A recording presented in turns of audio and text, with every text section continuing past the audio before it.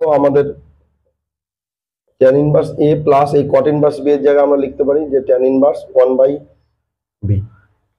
এবার আমাদের হাতে যে ফর্মুলা আছে সেই ফর্মুলাটাই আমরা ইউজ করব। ট্যান ইনভার্স কি হবে?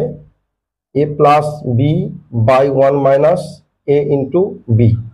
এখানে অবশ্যই বি মানে 1/b, সুতরাং এখানে আমরা পাই ট্যান ইনভার্স কি হবে? A B plus 1/b by B minus A by B.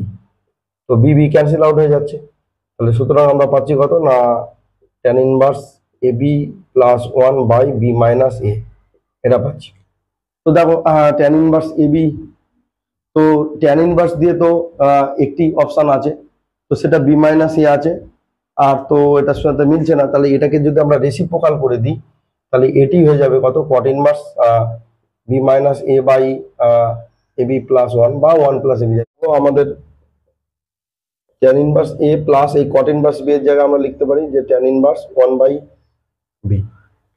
এবার আমাদের হাতে যে ফর্মুলা আছে সেই ফর্মুলাটাই আমরা ইউজ করব। ট্যান ইনভার্স কি হবে? A plus B by 1 minus A into B.